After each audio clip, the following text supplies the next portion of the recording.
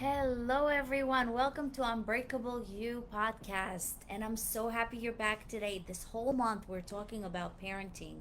And I hope that you remember that you are a role model, so be like one. And today, I want to talk about something so important. And I'll start with this thought: your children don't need to meet everyone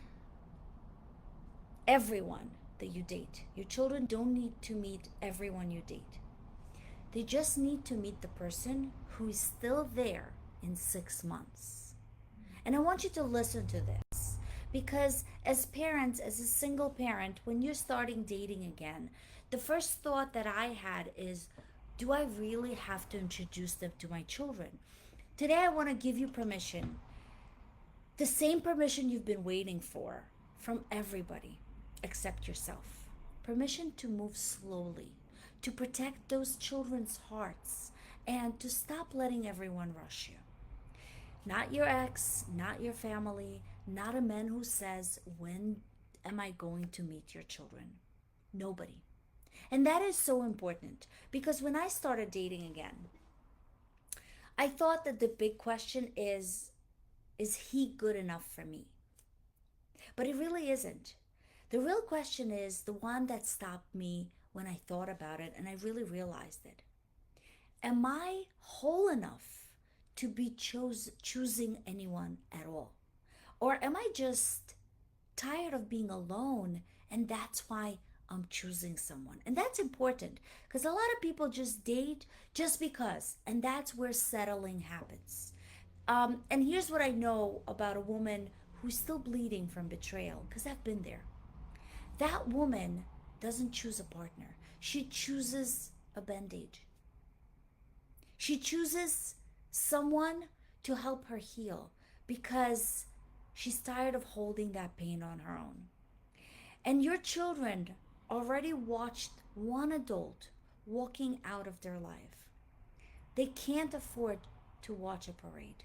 And I want you to remember that because so many people start dating right away and introduce children to anyone that they date. So, once again, your children don't need to meet anyone that you date. They just need to meet the one that stayed after 6 months. And I'm not putting a timeline for that because 6 months might not be the right timeline for you. So don't just say in your head, "Oh, I need to date that person 6 months." It's when you feel whole. So show up and understand that the move that you make will affect those children. And that might take some time. So today I'm going to give you that exact readiness check that worked for me and what worked for many of my clients that I work with. The time rule that protects your children and the words to say when you're finally ready to introduce someone to their life. And if you're a father asking the same questions about your kids, because I know there are plenty of single fathers parenting their children alone, this is for you as well. So let's first talk about the readiness check. The readiness check is really asking yourself first. Before you ask, are you ready to meet him? You answer those questions that I'm going to ask you honestly, out loud, because your readiness is the foundation for everything else that stands on it. I want you to ask yourself, am I choosing this person or am I just running from an empty house? Because loneliness does not give you green light. It's a signal to just go inward, not outward. Think about it. This is so important. Did you just choose that person because you didn't want to stay alone? Or did you feel that you're actually ready to start over? Because for me, it took years to even realize that I'm ready to start over. Now, the second question: would I still choose him if my ex never found out? And if part of the thrill is what you will do, then think again. A lot of us just date to show off and to show your ex, hey, I have someone else. That's not love. That's revenge wearing a nice shirt.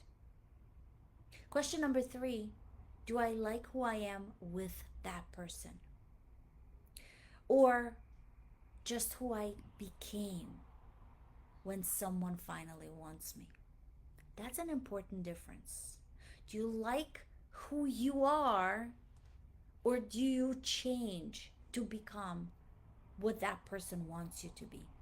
Attention is not the same as love.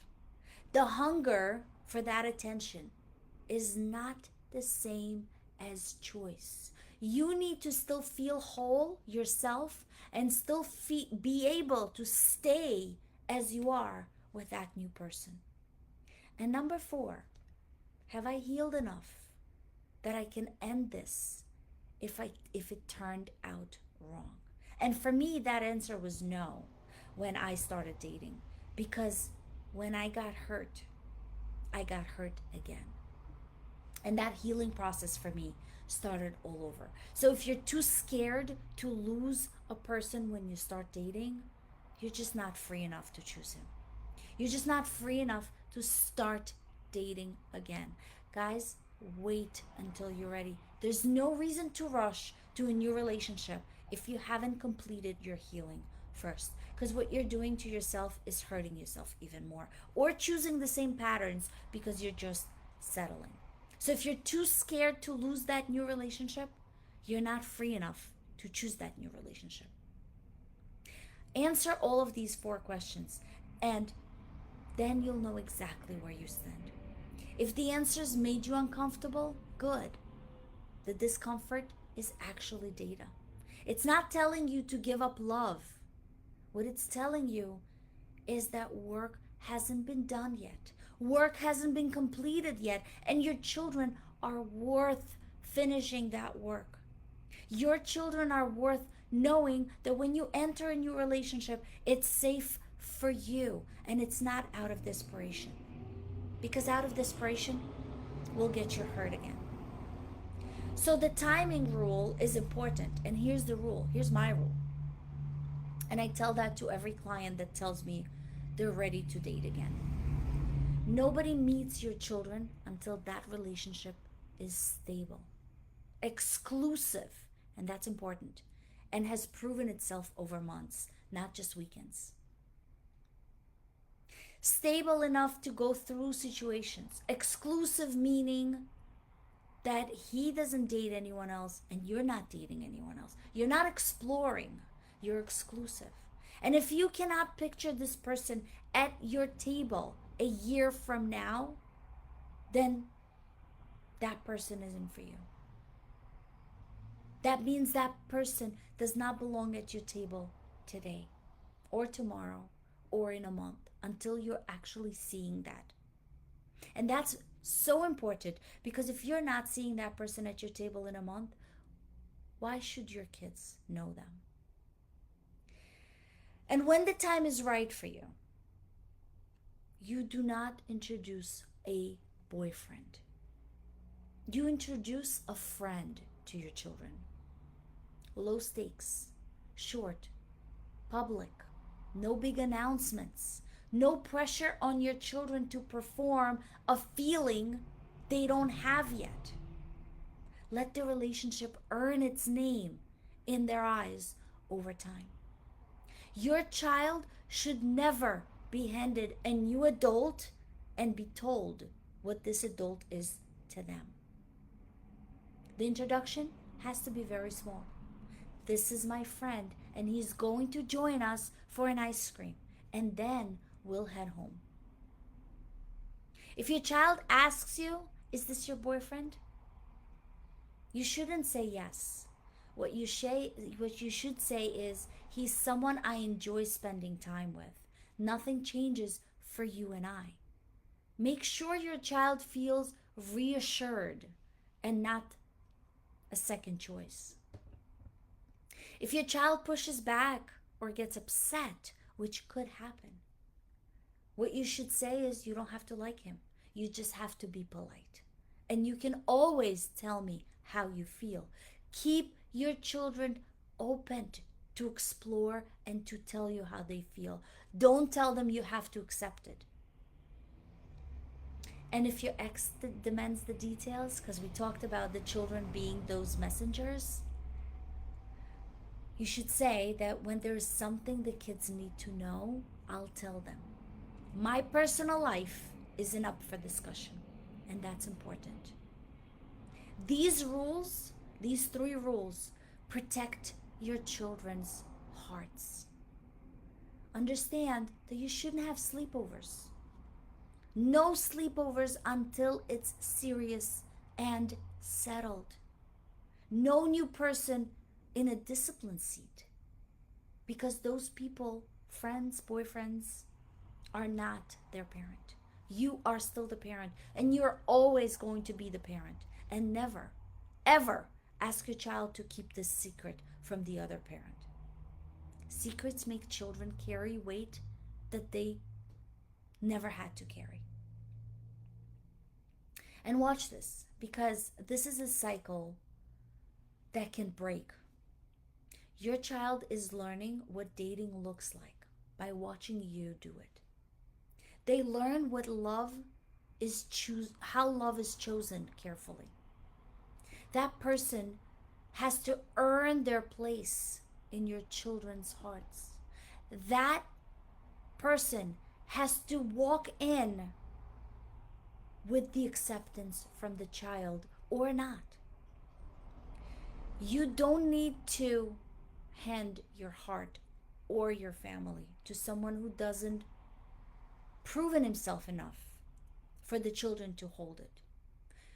You're writing your children's future relationship standards in real time, and that's important. Now let me talk to the woman or men who went quiet during that readiness check, because you already know the answer.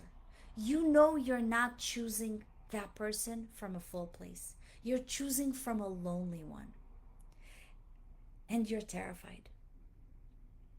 You're terrified that if you wait until you're whole, you'll be waiting forever.